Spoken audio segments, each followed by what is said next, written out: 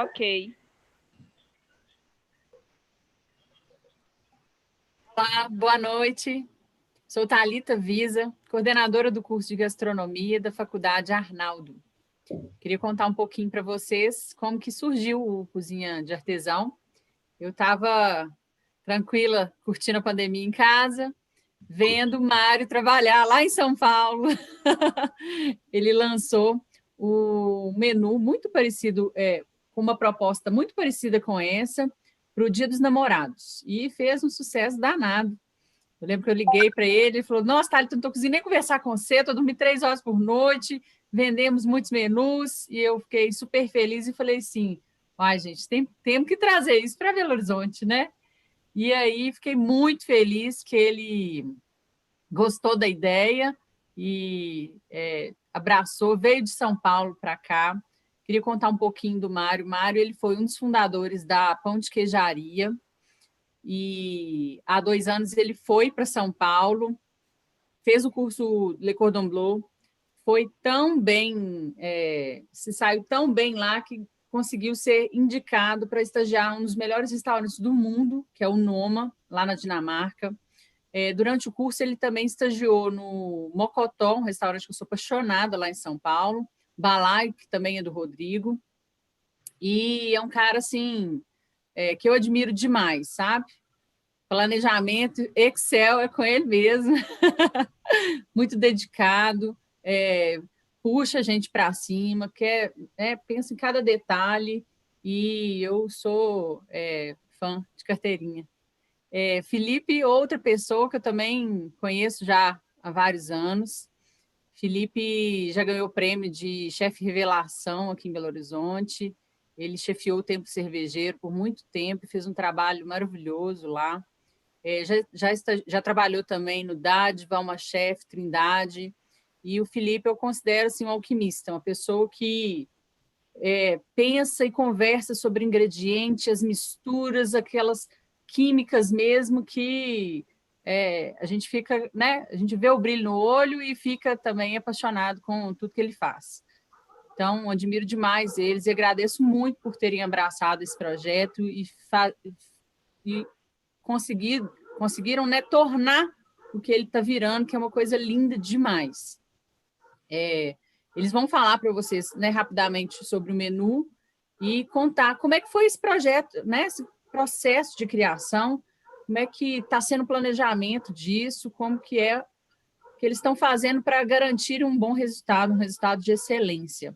Eu só queria, né, antes de passar a palavra para eles, falar que eu também estou muito grata à Faculdade Arnaldo por ter abraçado esse projeto. Quando eu falei com o professor João Guilherme, de diretor, ele falou, vamos para cima, vamos fazer isso, e colocou toda a estrutura da faculdade, né, à disposição deles, uma equipe fenomenal, a equipe de marketing está brilhando e colocando esse projeto, né, à altura, e está realmente muito gostoso trabalhar nesse projeto.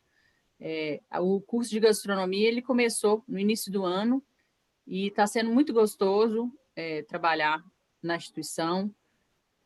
É um curso que, né, a faculdade ela tem essa questão da humanidade, ela tem uma estrutura muito boa, equipe fenomenal, é muito gostoso trabalhar aqui e é muito gostoso ver os alunos aprendendo, essa preocupação que a instituição tem no aprendizado do aluno. Então, assim, estou gostando demais de estar na instituição e tem recebido feedbacks muito positivos, tanto de alunos quanto de professores do curso. Então, estou muito feliz em estar aqui.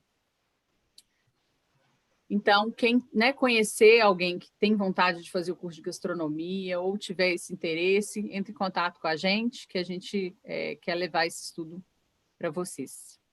Bom, e agora eu queria passar a palavra para os meninos, para eles contarem para a gente tudo sobre o projeto. Acho que não dá para começar falando sem agradecer, viu, Thalita?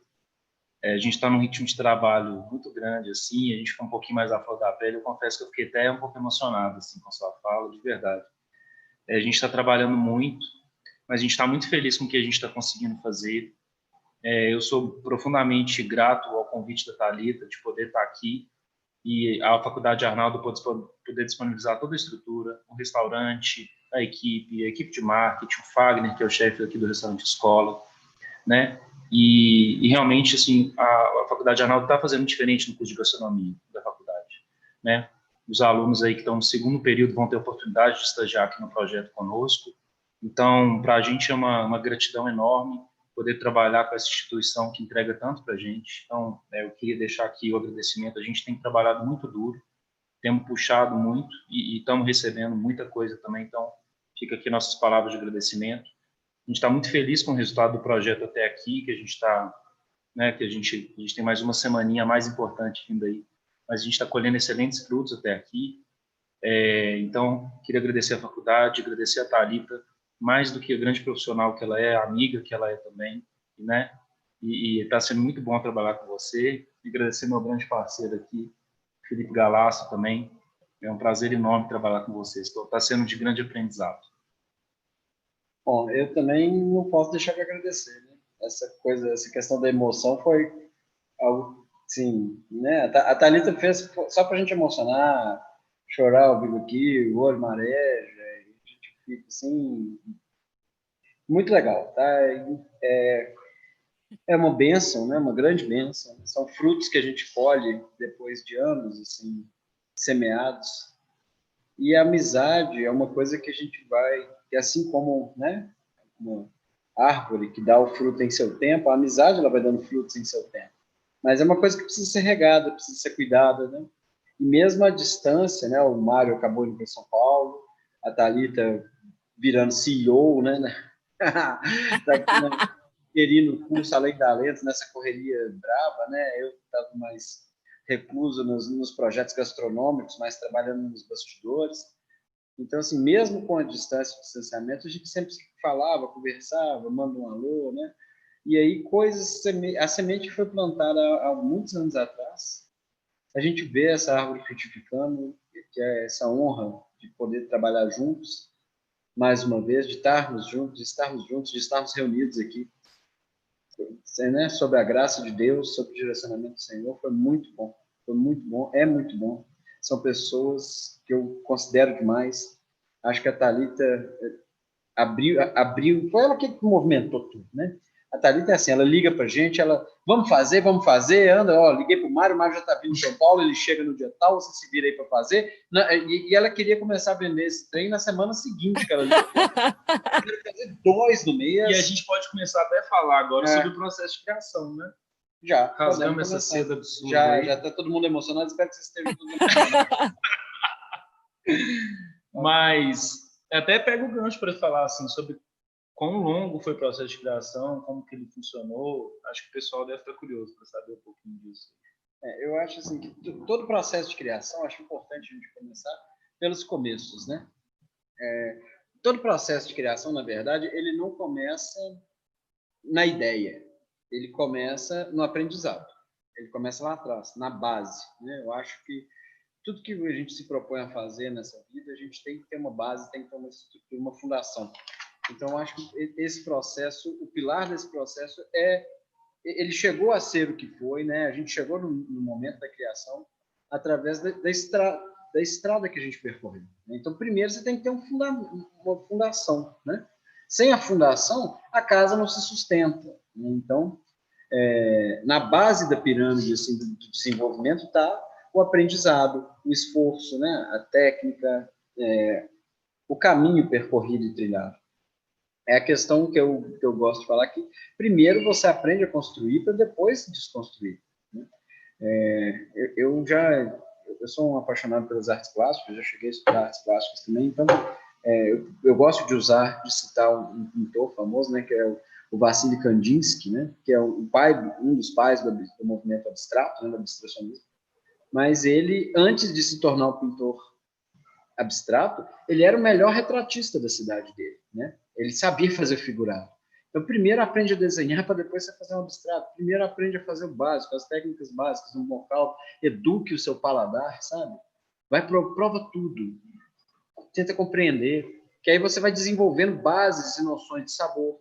Muito estudo, né? Muita leitura, muita absorção, muito trabalho técnico por trás, para depois chegar no momento da criação, né? Porque a criação é uma adequação de todo o desenvolvimento. E aí a gente tem, né, Mário, nós compartilhamos muito e gostaríamos de fazer um gancho para algumas indicações, aproveitar para fazer algumas indicações de leitura que ajudaram muita gente. Uma coisa importante que o Felipe começou a falar aí, a importância de... acho que uma coisa assim, a gente chegou nesse cardápio pela nossa trajetória de vida até aqui. Então, o que você cria é muito fruto de onde você passou. Então, procure bons mestres, passe por bons lugares, mas também estude. Leitura é um ponto importantíssimo no processo de criação, no processo de aprendizado. Então, o Felipe é um cara que lê muito, eu sou um cara que me considero muito estudioso, muito curioso, assim, então gosto muito de recorrer à literatura. Os livros foram fontes importantíssimas no nosso processo de criação, né? Eu acho que é até interessante a gente citar alguns livros, acho que quem está assistindo a gente, né, querer anotar algumas referências. Assim que eu mudei para São Paulo, o Felipe, ele me falou uma coisa, eu sempre, umas coisas ficam na nossa cabeça, ele falou assim, lê o livro do Magui, e chama Comida e Ciência, né? Comida e Cozinha. Comida e Cozinha. Comida e Cozinha do Magui. De Magui. Assim, é um livro de cabeceira para quem quer trabalhar com gastronomia, porque não é um livro de receita, não é um livro de passo a passo, mas é um livro de conceitos. Então, você entende a estrutura de uma carne, tecido conjuntivo, tecido muscular, você entende a constituição de um ovo, o que tem na clara, o que tem na gema. Você entendendo o alimento, você entende como é que você pode trabalhar esse alimento, né? Nosso projeto é Cozinha de Artesão. A gente está fazendo um artesanato no alimento, né? A Thalita chamou o Felipe de uma alquimista do sabor, e eu acho que ele é mesmo, assim. E para você fazer essa alquimia, para você fazer esse artesanato, você precisa de ter técnica, você precisa de ter conhecimento. E esse livro é muito baseado nisso. Sim, uma coisa que eu acho legal é o seguinte, quando você aprende e busca esse conhecimento e conhece a fundo as estruturas, os processos bioquímicos daquele ingrediente, né? E as reações, os catalisadores de reação, como que a temperatura, o que a temperatura vai causar ali, qual temperatura que vai entrar nesse momento de reação. Você aprende a base, né? Aquilo, o porquê das coisas, você consegue executar qualquer receita.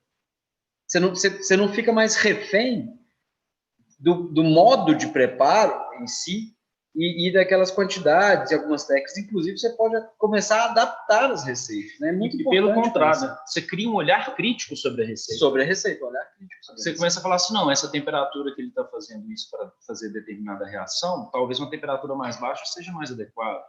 Ou, pelo contrário, esse processo está muito curto, tem que ser mais longo. Você começa a desenvolver o olhar crítico sobre processos, enfim. Eu acho que compreender as notas de sabor, compreender o que vai acontecer, qual vai ser a reação química, como que você faz para desenvolver determinadas técnicas, né? Por exemplo, você vai uma extração de pectina, né? Que é uma coisa muito usada para se fazer geleias, etc. Quais as frutas que tem mais pectina, onde que está localizado, o que é a pectina em si, qual a temperatura que ela começa a se quebrar e depois como que ela faz para se reestruturar naquele gel, né? Que a pectina gera esse gel, é uma coisa que é muito desenvolvida em geleias, né? Que é aquele gel transparente, quando a geleia fica com um gelzinho transparente, é muito da ação da pectina. E como que você consegue fazer isso? Da onde você extrai? Quais são as principais frutas, né? Que tem isso? Aonde está localizada essa cadeia, essa rede, né? De células, os processos enzimáticos. Então você começa a entender sobre cura de carnes, sobre a quebra de fibra muscular, em qual temperatura, por exemplo, que você tem a quebra da fibra, por que os pontos de carne, que é uma questão muito polêmica, né? A gente tem muita essa questão de, por exemplo, pontos de carne, muito do visual, né? Sempre eu vejo muito aquelas fotinhas que aparecem assim, do garfinho com as carnes, mal passado, ao ponto, né? Então é uma coisa muito visual, tem uma coisa sensorial, e algumas vezes as pessoas se aprofundam mais em falar, o ponto mal passado é 55 a 58 graus, o bem passado é acima de 63 graus, ela já começa a ser considerada uma bem passada, e nesse inteirinho ali a gente tem os outros pontos. Mas por que é isso, né? Por que o ponto mal passado é 55 graus, você começa a ter um mal passado? Por que a partir de 63 graus você começa a chegar no bem passado? Tudo isso tem uma explicação científica por trás, né? E é muito importante saber dessas coisas para você ter o controle dos processos. Sim. Né? A partir desse controle de processos, você começa a executar com excelência. Porque se alguma coisa deu errado, você não vai estar refém da tentativa e erro, né? A tentativa e erro ela deve existir para você apurar a técnica. Mas você tem que saber, tem que pesquisar. Olha, isso aqui deu errado, poxa, deixa eu descobrir por que deu errado.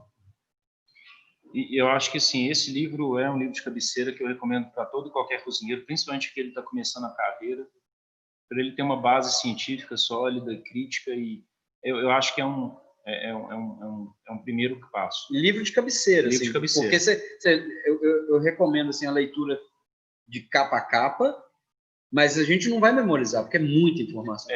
Aí depois você mantém lá e vai recorrendo sempre que você quiser. Exatamente. Até, por exemplo, no caso do projeto aqui, a gente está fazendo um processo com ovo, que, por sorte, a gente lembrou de cor uma determinada informação, mas a gente recorreria ao livro como se fosse uma enciclopédia. Opa, isso. Qual que é a temperatura de desnaturação da gema? É 64, então a gente tem que fazer o processo até 60 graus.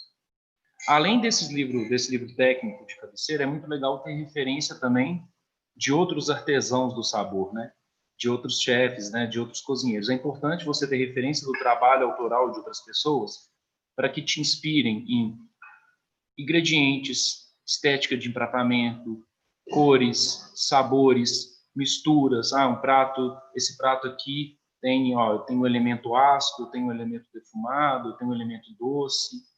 Você começar a trabalhar também todas essas nuances e todas essas complexidades que um prato deve ter. Então, é muito legal você também pegar livros, referências de chefes. Eu, particularmente, atualmente estou lendo o livro da Helena Rizzo, do Mani. Eu acho que ela tem uma cozinha super moderna, assim, colorida, bonita, assim. Ela bebeu muito na fonte da gastronomia espanhola, mas ela tem uma brasilidade também, ela tem um olhar, uma pegada artística muito legal, ela tem técnicas muito interessantes. Eu já tive a felicidade no Mani mais de uma vez, a comida é saborosíssima. Então, é um livro que eu tenho gostado muito de ler e eu gosto muito da pegada dela, principalmente as empratações dela, acho super bonitas. Gosto também muito dos livros do Alex Atala. Eu tenho aquele Redescobrindo Ingredientes Brasileiros, que o Alex, eu acho que ele tem uma linguagem um pouquinho mais clássica que a Helena, mas ele tem uma capacidade de garimpar ingredientes brasileiros, assim, e colocar esses ingredientes no prato de um jeito intuitivo, mas de um jeito muito pessoal dele, assim. Ele tem uma linguagem dele. E a forma como ele coloca esses ingredientes, ele mistura sabores, é muito própria e muito característica do Alex. Assim, também acho que o Alex é, se não maior, uma das principais referências de chefe que a gente tem aqui no Brasil. Então, também gosto muito de ler e de entender como é que ele trabalha a gastronomia. Acho que você pode falar outras referências aí também. Antes assim, eu acho que referências são coisas que a gente tem que carregar. Eu gostaria de dizer muitas coisas. Uma coisa que eu gostaria de dizer para quem está nos assistindo aí, né, agradecer a presença de vocês, o prestígio,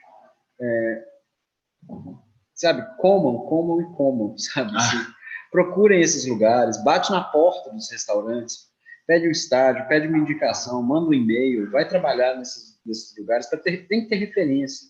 O paladar é um instrumento de trabalho do cozinheiro, o paladar. Então, 80% do paladar é olfato, né? E aí você tem ainda o elemento visual, aí tem outros elementos que você vai pensar. Mas a técnica, não adianta nada você ter um refinamento técnico excelente se o sabor não estiver agradável, se não tiver aquele pulo do gato, né? Então, você tem a técnica de execução, mas essa técnica de execução, ela precisa ter um equilíbrio de paladar. Então, comam, busquem, sabe? E paladar é uma coisa que a gente educa, né? Paladar é uma coisa que a gente educa, a gente treina, a gente pratica nível de acidez, reconhecer sabores, pensar em equilíbrio, quais as reações que cada nota de sabor vai dar, o amargo, o azedo, né? A acidez, a astringência, quais as reações que isso vai dar. A acidez, por exemplo, ela gera uma salivação, né? E o legal dessa salivação é que a acidez gerando essa salivação, ela vai limpar o seu paladar, né? Então, quanto mais você saliva, você coloca um prato muito ácido, você sente assim, às vezes até doendo, mas limpa tudo e você vai sentir cada nota daquela bocada, daquele prato, daquele preparo, de uma forma espetacular. Porque primeiro você sente aquele choque, né, da acidez. Tum, nó, azedo, né, o ácido, assim, tum, nó, é bem azedo isso aqui. Mas à medida que você vai mastigando, esse choque inicial ele gera uma limpeza no seu paladar, que você vai sentindo notas delicadíssimas e de uma profundidade tal que você não sentiria se o seu paladar não tivesse sido preparado e a sua boca limpa para que houvesse esse equilíbrio. Eu queria pegar um carona nisso que você falou, assim, que eu acho que um erro muito normalmente cometido para quem está começando a cozinhar é não pensar no equilíbrio. O cara pensa assim, vou colocar tudo que eu gosto no prato. Aí ele coloca um monte de proteína, bacon. Quando você vai no self-service, né, como lasanha com feijão. Mas assim, não, aí o cara coloca assim, frita, purê de batata, risoto, carne, bacon. Ele pensa tudo que ele gosta, assim, ele bota no prato. Só tem trem que eu gosto, aí ele vai comer. Tá, sabe, aí fica aquela sensação de que tá faltando alguma coisa. Então, a palavra equilíbrio, ela é muito importante. Ela é muito importante. Então, assim, às vezes você pensa assim, eu não gosto de vinagre, não vou colocar vinagre. Mas foi o que o Felipe falou, a questão da acidez, assim, ela é importantíssima no prato. O amargo, a gente quando começa assim, a ter educação, né, no paladar, a gente é muito, a criança, ela é muito ligada ao doce, ela de repente começa a descobrir ali a acidez, mas por exemplo, o amargo ela não gosta, a gente começa a beber cerveja, nossa, que negócio amargo. Aí a gente vai evoluindo para uma cerveja mais maltada, nossa, que negócio amargo. Então, aos poucos a gente vai educando o nosso paladar e vai começando a descobrir a importância de cada um desses elementos numa experiência satisfatória, uma experiência completa ao se alimentar. O amargor, ele eleva o dulçor, na verdade, né? Na nota certa, né? Não é para servir um prato queimado, né? Então, ele tem que ser pontual. Você ter notas de amargor, ingredientes que foram tostados direto na chama, aqui no preto. Eu gosto de pensar muito um prato, né? Um preparo que a gente vai executar como se fosse uma música. Qual música? Qualquer música, porque eu gosto de pensar em questão de equilíbrio. Então, imagina, por exemplo, você está lá no estúdio de gravação, acho que todos vocês já tiveram a oportunidade de, pelo menos, visualizar, né? Hoje, com essa coisa assim, todo mundo já viu, ou em filme ou não, mas se não viram, pesquisem como que é um estúdio de gravação. Eu tenho alguns amigos músicos, graças a Deus, eu já pude conhecer de perto o estúdio de gravação, né? Fazer umas bagunças. Então, assim, o técnico de som, a banda entra para dentro do estúdio e o técnico de som fica do lado de fora, né? Que é quem vai regular. Então, tem uma mesa de regulagem de som. Então, por exemplo, se você tem... eu gostaria de usar um exemplo bem conhecido. Se você tem uma música, um funk, né? Digamos assim, você vai ter uma música que tem notas graves mais presentes. Então, você vai aumentar o grave, a bateria vai ter o boom, então tá tum-tum, aí vai tom-tom-tom, tem aquela coisa mais do grave. Se você tem uma coisa, um rock, por exemplo, você vai ter momentos em que as guitarras vão estar mais altas, né? Então, tem, por exemplo, nos momentos do solo de guitarra, você aumenta ali o volume da guitarra, né? Então, tem uma coisa mais estridente, você tem que regular um pouco os agudos com os graves. Então, eu gosto de pensar o prato, o preparo, como se fosse algo no qual a gente vai manipular a partir de uma mesa de regulagem de som. Então, por exemplo, uma carne de porco. Uma carne de porco, ela tem gordura, ela tem dulçor, é uma carne mais doce. A carne bovina, ela é um pouco mais amarga, porque ela tem muito ferro, né? O sangue tem muito ferro ali. E aí, depois vocês pesquisem lá no livro do Magui sobre a composição do sangue, das estruturas musculares, etc. Mas, por exemplo, se você tem uma carne de porco, ela tem uma gordura, qual que é a antítese da gordura? O que limpa a gordura? Uma acidez. Né? E o azedo, assim, que geralmente acompanha, por exemplo, um limão que ele é ácido e azedo, que são coisas diferentes, tá? Depois, por favor, pesquisem sobre isso também. Quando eu falo de acidez é uma coisa, quando eu falo de sabor, de azedo é um sabor, é uma coisa diferente. E o limão é mágico porque ele tem essas duas coisas muito legais. Se você usar uma raspinha de limão da casca dele, você ainda vai ter notas de dulçor e um pouquinho do amargo do óleo essencial que tem na casca do limão. Mais uma vez, pesquisem e estudem. Tá? Isso não tem outra saída.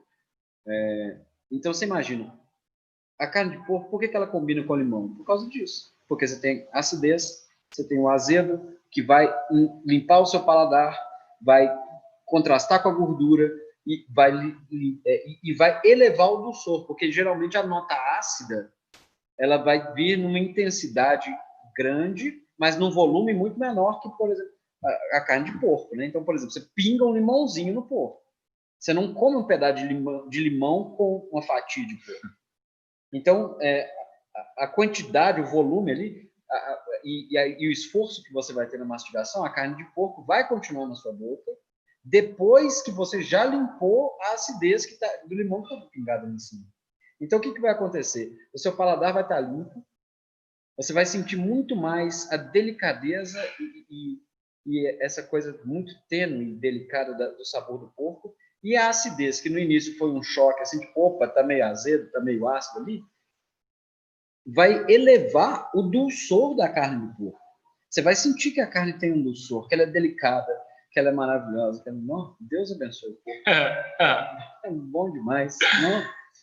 Super versátil, né? Nossa, meu Deus do céu. É bom demais. Mas aqui, me conta um pouco mais do processo criativo. Como é que vocês fizeram para criar esse menu? Eu estou doida para saber. Então, vamos lá. Ela é muito legal a gente ter começado dessa base mais abstrata, porque ela prepara para toda essa parte mais estrutural do processo. Assim. Então, tendo em vista todas essas abstrações, todas essas questões importantes, o processo, a gente começou por telefone, o processo criativo à distância, eu em São Paulo, Felipe aqui, e a gente começou a descobrir que a gente estava lendo livros parecidos, bebendo em fontes parecidas, e aí, dentro das nossas referências, a gente começou a desenhar ideias. Então, a gente começou a traçar um plano inicial. Então, eu tinha acabado de voltar do Noma, que é um dos restaurantes que mais pesquisam e investem em fermentação. E o Felipe estava justamente também estudando sobre fermentação, então a gente falou, opa, pera lá, então a fermentação vai ser um pilar importante dentro desse menu, nós vamos investir nessa questão de fermentação.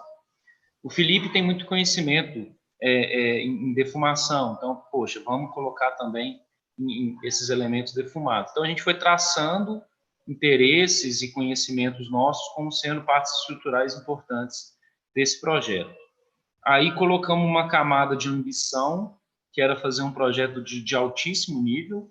Então, assim, a gente já colocou essa ambição inicial de fazer algo que fosse, não que fosse técnica por técnica, que entregasse sabor para quem fosse perceber, para quem fosse receber, seja ele leigo ou da área, né? Que seja justo para quem não for da área, que ache muito gostoso, que seja profundo, que seja muito complexo para quem é da área, que tem todo um background para entender aquilo que a gente está entregando.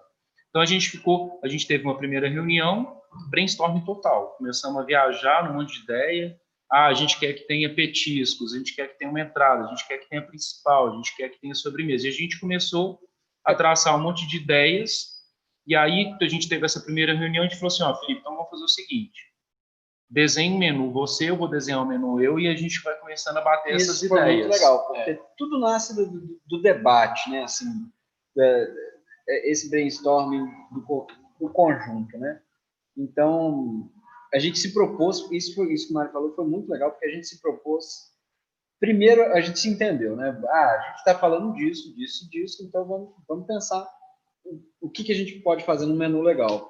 Aí a gente entrou no conceito do Dia dos Pais, e aí a gente trabalhou a estrutura do conceito também, né?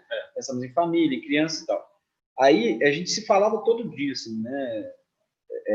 Sobre isso. Tinha um horário no meu dia que era reservado para falar com o Mário. Tipo, Mário, hoje, então, de 8 às 10, nós vamos discutir menu de novo. Mas tinha os espasmos. Às vezes eu estava no supermercado, meu telefone toca. Aí, alô, Felipe, Mário, é o Felipe, eu tive uma ideia. O que você acha da gente fazer isso? E desligava. São sementes, né? Porque às vezes vem uma epifania, assim, de repente você vai, tum! Aí você tem que dividir isso, porque senão esquece, sabe? Senão ela se esvai. Essas coisas assim, a gente tem que botar no papel, tem que falar, tem que conversar. Mas isso aí, a gente estava aberto a qualquer hora incomodar o outro, assim, dessa forma.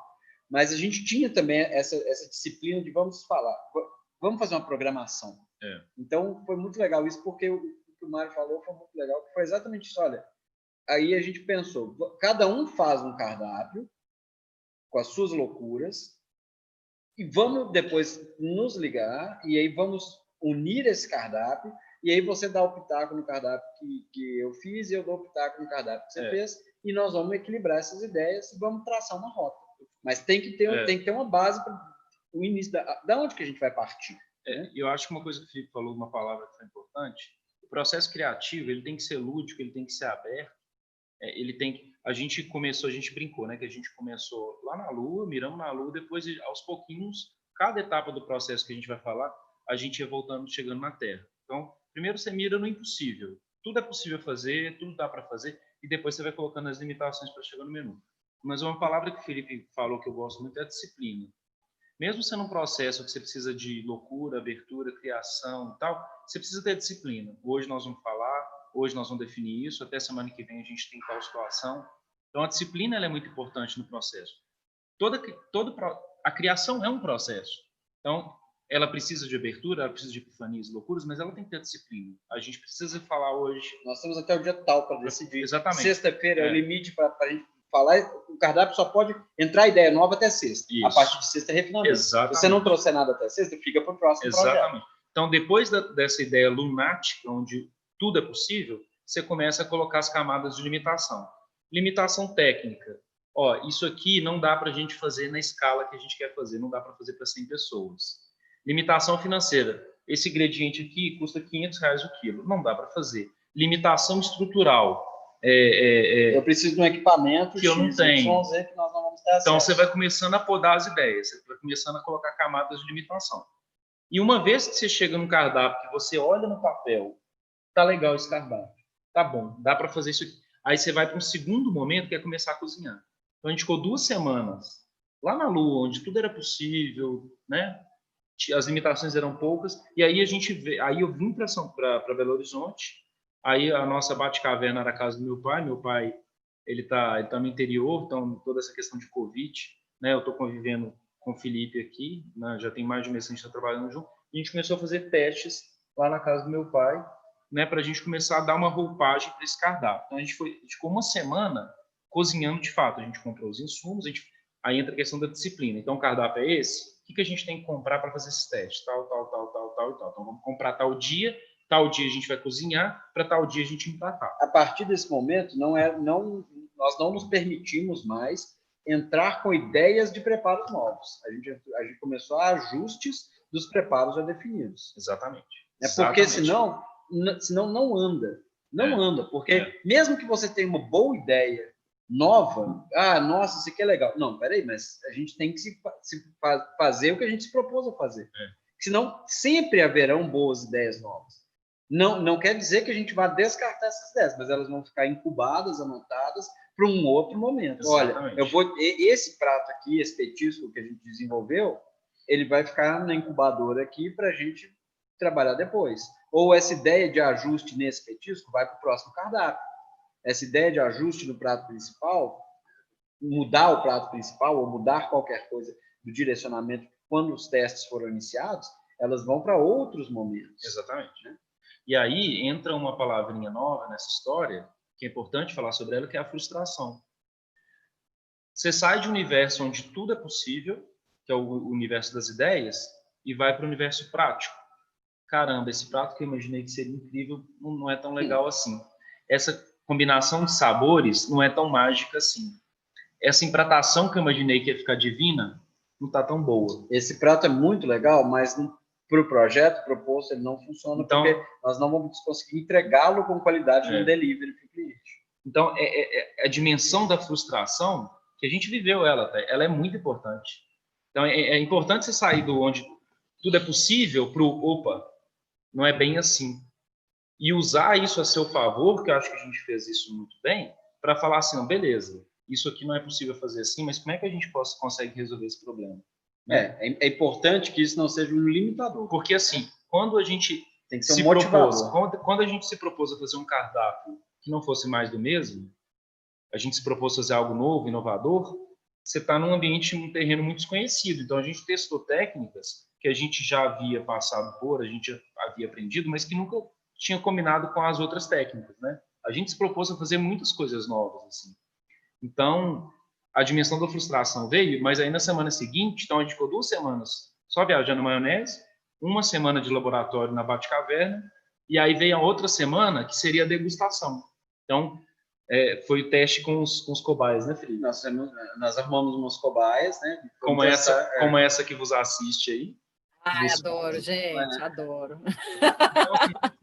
Então, o teste, a gente teve tal e tal problema, a gente agora tem mais uma semana para resolver esses problemas, e para encontrar mais problemas junto agora com pessoas que vão degustar. Agora nós precisamos botar a prova dos 6, né? A prova dos 9, não sei por que é dos 9. Então tá, desculpa aí. Se você virar o 6, vira 9. Tá foi mais ou menos isso.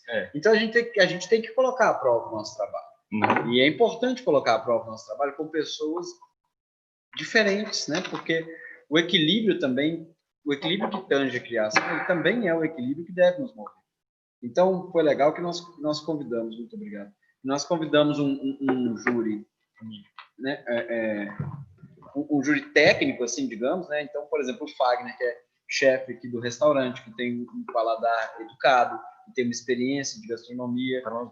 A gente queria que ele provasse o menu, né? Assim, mas sem falar para a gente na hora, anota e fala depois. A Thalita, que tem experiência com gastronomia, já trabalha hoje na gestão da faculdade de gastronomia, mas é uma exímia cozinheira, já passou por restaurantes renomados, que tem o paladar educado.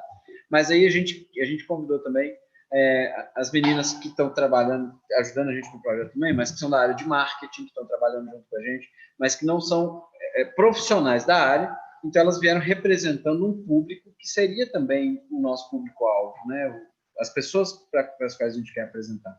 Então, é muito importante colocar as coisas à prova e poder fazer isso diante de pessoas bacanas, assim, que nos deram informações verdadeiras, né?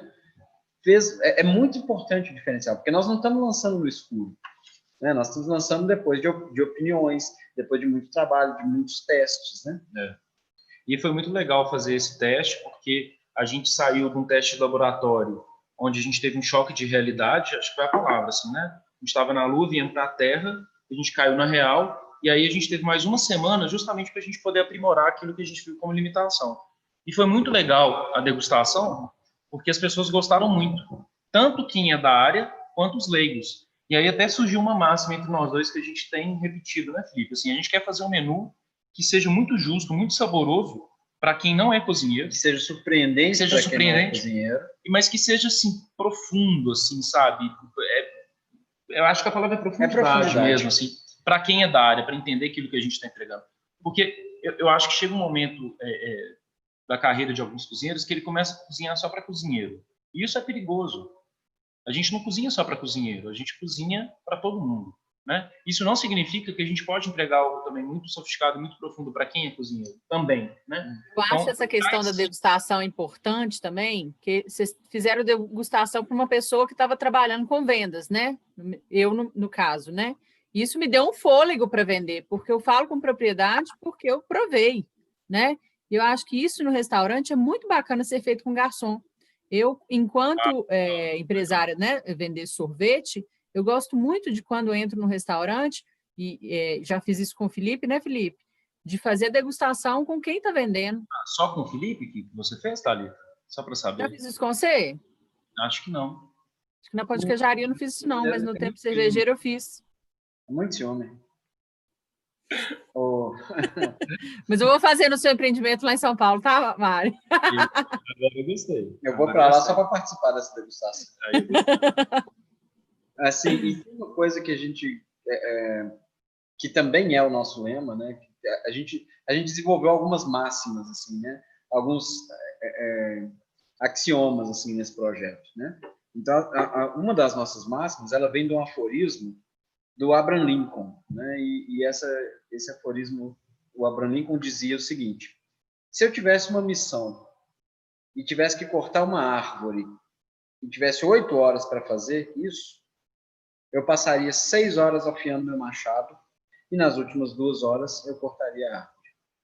Gente, isso é de uma simplicidade, mas é o nosso lema diário. É o nosso lema diário. Diário. Todos os dias a gente está na hora de afiar o machado. Espera aí, vamos afiar o machado. A gente não faz nada sem saber exatamente o que a gente está fazendo, sem revisar os processos, sem mapear os processos, porque a cozinha profissional, ela é uma junção de processos que para você montar um prato, é quase que os processos de uma indústria inteira, porque você tem várias pequenas produções que você vai montar ali, como se fosse montar um carro.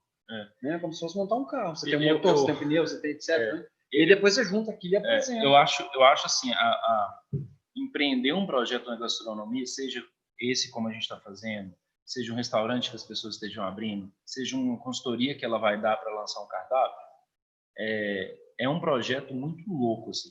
A minha primeira formação de gastronomia é engenharia de produção. Então, é um pensamento muito industrial, muito processual, e eu acho que eu acabo tendo uma cabeça muito assim. Para você lançar um carro, são muitos meses de pesquisa, teste, pesquisa de material, refinamento. É um processo que pode demorar até anos, assim, para você lançar um carro.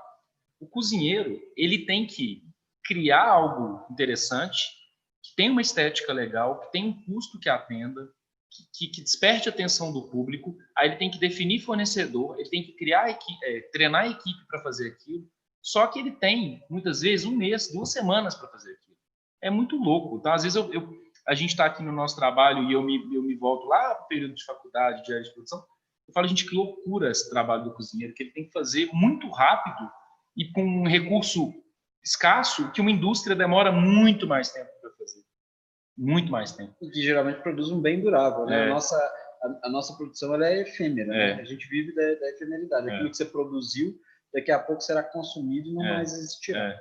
Mas só para... Cozinha de artesão, vocês ainda tiveram outro limitador que vocês precisavam que a pessoa que vai cozinhar conseguisse executar esse menu, né? Fosse simples, mas que mantivesse essa qualidade e excelência, né? Exatamente. E falando agora do bastidor, da parte prática, né? Porque muito disso nos testes, os nossos testes foram muito voltados para isso, né? Para entender e compreender, e o tempo inteiro a gente estava afiando o machado para cortar essa árvore, no sentido de que, sim, o que é viável para o cliente, o que é interessante, qual parte do processo ele consegue fazer de casa, que é mais fácil para ele fazer, o que a gente pode fazer para melhorar isso, para minimizar os processos que ele vai fazer, para que ele tenha experiência, né? E agora, falando da parte dos bastidores também, eu acho que muita gente que está assistindo a gente aqui vai trabalhar com a gente, né?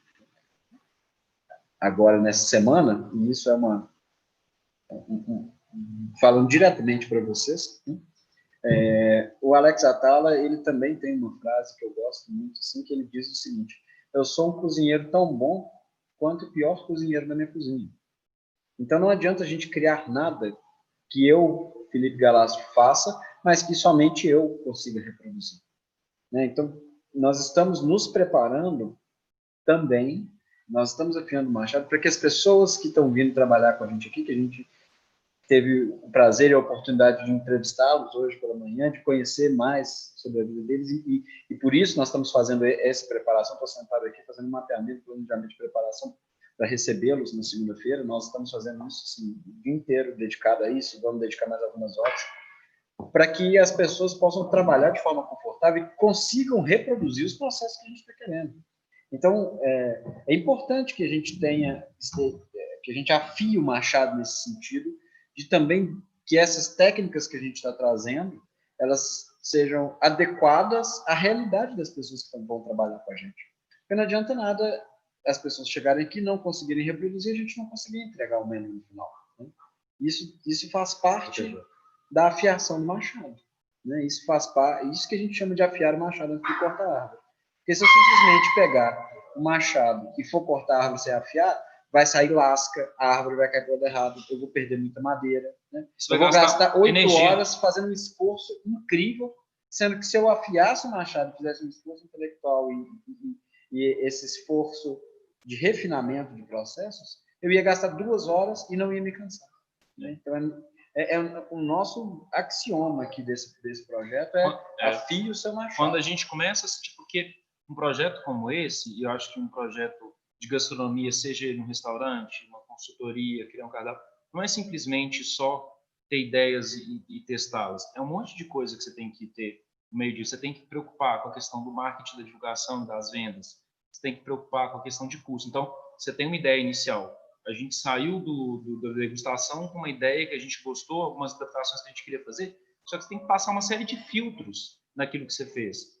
São limitações financeiras, são limitações técnicas, são limitações estéticas. O prato tem que melhorar a estética disso, daquilo. E aí você tem que começar a conversar com os fornecedores, tem que começar a conversar com a equipe que cuida do financeiro. Então, é muita informação que você está gerenciando ao mesmo tempo. E, de repente, às vezes você começa a se sentir perdido, sabe? Assim, Você começa entrando para assim, eu nem sei o que fazer. Você não sabe o que fazer? Senta, respira, silencie-se e vai afiar o machado. Medita sobre as Deixa coisas. eu ver o que eu tenho que fazer e começa a fazer uma priorização. Outra coisa que foi muito legal é que durante o projeto inteiro, a gente... Muitas coisas a gente... Desculpa, gente. Nada. Durante o projeto inteiro, muitas decisões, eu e Mário, a gente sempre bateu cabeça, assim, bateu cabeça no sentido que eu digo assim, algumas coisas que a gente não conseguia solucionar na hora, porque são muitas horas de trabalho, sejam elas sentadas afiando machado, planejando, ou na cozinha executando, porque a gente vai direto da prancheta aqui da mesa para a cozinha e trabalha, sai às vezes meia-noite daqui, 1h da manhã, ou nós saímos daqui às quase 2h da manhã. Às vezes. Não, o primeiro dia que a gente ficou até as 2h da manhã foi ontem, para resolver algumas questões de ordem técnica, para o prazo do cronograma que a gente precisava resolver. Mas uma coisa que o Mário sempre me falou, o Mário sempre insistiu muito comigo nesse projeto, que eu gostei muito, foi uma questão do tipo assim, vamos dormir com isso na cabeça, amanhã a gente resolve.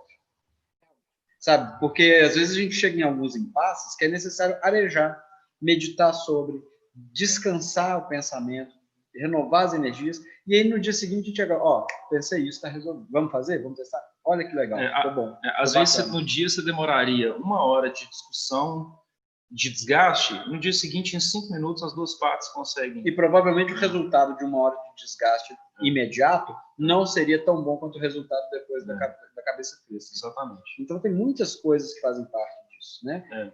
Aproveitando esse gancho do planejamento e execução, uma coisa que a gente fez muito assim dentro agora do processo de execução do projeto é assim, eu particularmente gosto muito de prancheta, né? Eu sou meio Joel Santana, assim. Meio então, não, completamente. Para quem gosta de futebol, né? O pranchetinho. Joel Santana é um técnico das antigas, que ele ficava na beira do gramado com a pranchetinha. Anotando as coisas. Anotando tudo. Mas por que isso funciona de uma forma legal? Porque a prancheta eu posso entrar com ela na cozinha, o computador você não entra com ele na cozinha. Então muitas vezes a gente planeja na prancheta, anota todos os detalhes, revisita ela, vai fazendo o nosso checklist, a gente vai pegar a listagem de tudo que a gente tem que fazer, vai riscando, vamos moldando, e aí depois a gente aplica isso dentro das planilhas, né? Uma condensação virtual. E aí o Mário, que é o nosso gênio das planilhas aqui, já resolve, já aplica o trem, e aí a planilha já calcula tudo, o negócio está fantástico. Assim. A gente brinca, saindo da parte, né, de criação, assim, e entrando mais na parte de planejamento, se alguém tiver alguma dúvida dessa questão de criação aí, eu não sei se o pessoal pode fazer pergunta, como é que é, mas acho que seria... Pode sim, eu estou com o bate-papo aqui aberto. Entrando mais na parte de planejamento, nós dois temos uma característica muito, muito parecida e é muito bom, que nós dois gostamos muito de planejamento e valorizamos muito o planejamento. E a gente acha que ele é o segredo e o ponto-chave para um projeto dar certo. Existem muitos cozinheiros, são muito criativos, têm cabeças geniais, mas não conseguem executar aquilo que pensam, porque não conseguem se planejar.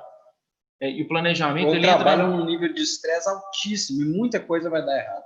O cliente pode até receber uma coisa legal, mas o bastidor tá...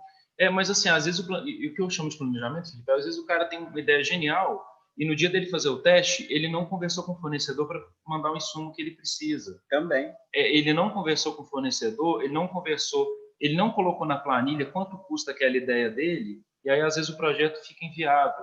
Então, assim, aí eu vou falar para quem está ouvindo a gente, que aí é a minha visão, né? Cada um tem a sua história, cada um tem a sua bagagem, aí é a minha visão, Mário, da minha história.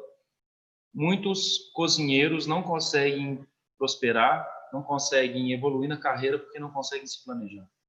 Planejamento é muito importante. A técnica, a capacidade da alquimia, a capacidade de criação é uma obrigação. É uma obrigação, pré-requisito. Você quer ser cozinheiro, você tem que saber isso. Quanto mais você saber, melhor você é. Mas se você não consegue se organizar, se você não consegue se planejar, se você não consegue gerir uma equipe, né, você nunca vai conseguir prosperar na carreira. Então, planejamento é uma coisa importantíssima. E, nesse sentido, eu fico feliz demais de trabalhar aqui com essa equipe, porque é a dupla prancheta e planilha. né, Felipe? Tudo prancheta de planilha. A gente não começa a cozinhar sem que esteja tudo revisado. Não começa. Não começa. Sem que esteja tudo revisado, sem que os pontos estejam todos direcionados, sem que os processos estejam todos definidos. Aí nós vamos cozinhar. Lista de afazeres no grupo do WhatsApp.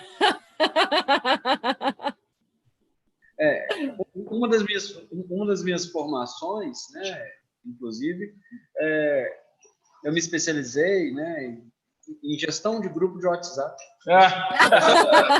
Eu sou administrador de grupo de WhatsApp. Ele é o rei das figurinhas dos grupos de WhatsApp, isso ele é.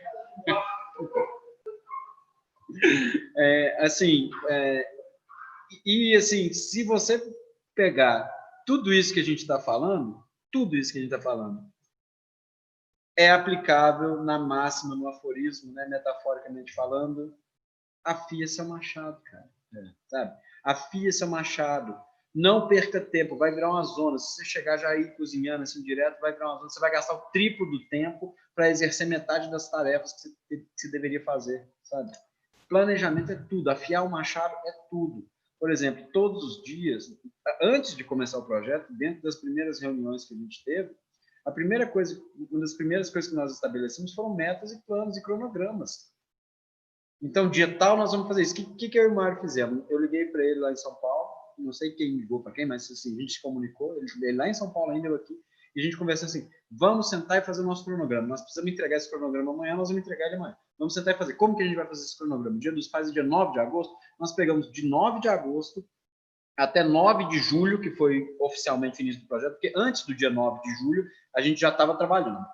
Mas oficialmente é de 9 a 9, foi o que foi acordado, né?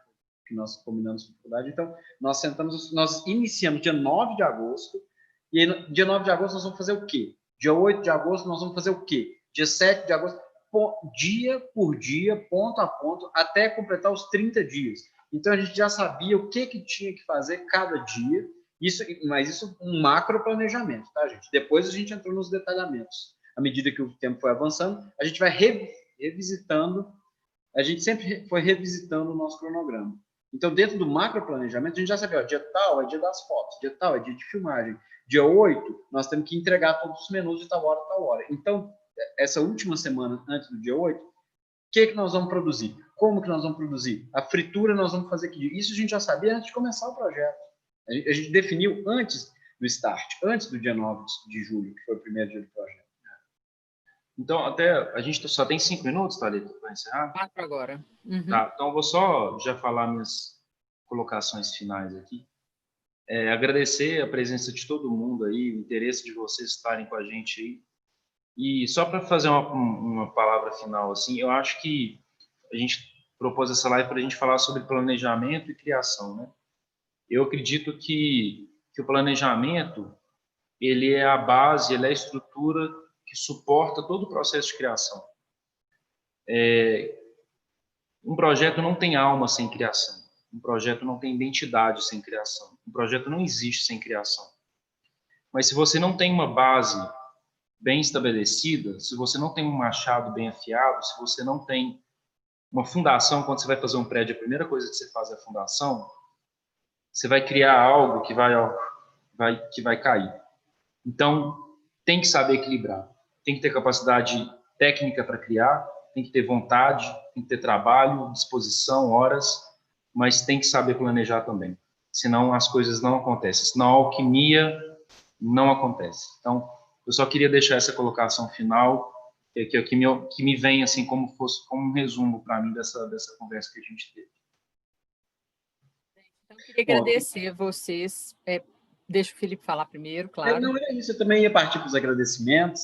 Antes que você encerre, deixa eu só agradecer muito a todos vocês. Eu acho que, assim, se a gente pudesse, a gente teria muito, muito, muito mais coisa para falar sobre isso. A gente tentou resumir aqui os pontos que a gente achou muito importantes. Nós planejamos o que nós iríamos falar, importante.